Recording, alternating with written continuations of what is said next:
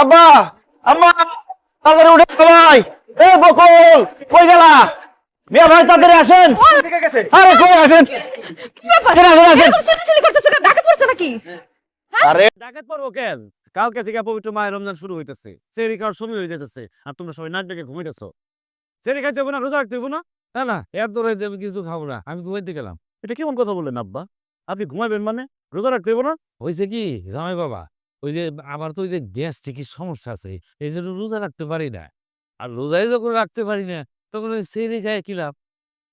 জামাই বাবাজি, আমার তো ডায়াবেটিস, একটু পর পর খাইতে হয়। এই জন্য তো আমি রোজা রাখতে পারি না, এই জন্য আমি সেরে খাবো না। ভাই আমিও সেহরি খাইতে পারবো না। তুমি আমার ভাই বোনা যে আমি বাহানা দেয়াইতাছি।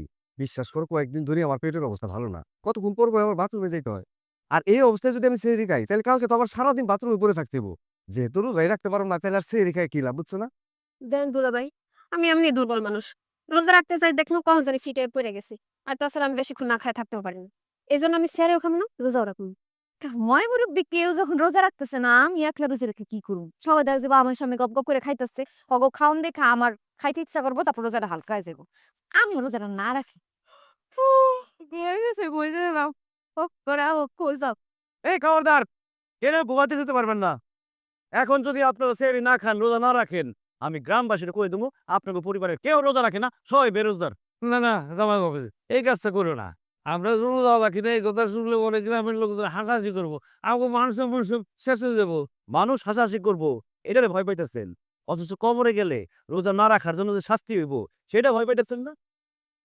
দেখেন, আপনারা যেটা ভয় পাইতেছেন, প্রথম দুই একটা রোজা রাখতে হয়তো একটু কষ্ট হইব, কিন্তু আস্তে আস্তে সব ঠিক হয়ে যাইব। তারপর আপনারা বললেন না, ডায়াবেটিস, গ্যাস্ট্রিক, পেটের সমস্যা, রোজা রাখলে আস্তে আস্তে এগুলো সব ঠিক হয়ে যাবে। কালকে থেকে প্রথম রোজা তো, চলেন আমরা সেহরি কইরা রোজা রাখার নিয়ত কইরা হলাই। তোমার কথা তো সবই ঠিক আছে, কিন্তু আজকে তো কোনো রান্না বান্না করি নাই। কালকে রান্না বান্না কইরা সেরে খাইয়া কালকে রোজা রাখুন। না, আম্মা এটা কোনো সমস্যা হইলো? আপনি রান্না বান্না করেন না, কাজে কি হয়েছে? আপনাদের বাড়ির সামনে তো বাজার আছে, সেই বাজারে ভাতের হোটেল আছে, চলেন আমরা সেখান থেকে সেহরি করবো, চলেন। না না থাক, হোটেল জান লাগবো না। আম্মা মিছা কথা কই আর কোনো লাভ নাই। সে রান্নাঘর চেক কইরা তারপরে আমগো ডাকছে, সে দেখছে রান্নাঘরে খাবার দাবার আছে। ও জবাব দেয় কোনো লাভ নাই। সেরি না করা পর্যন্ত সে আম্মু কাউরে ঘুমাইতে দিব না। হাত মুখ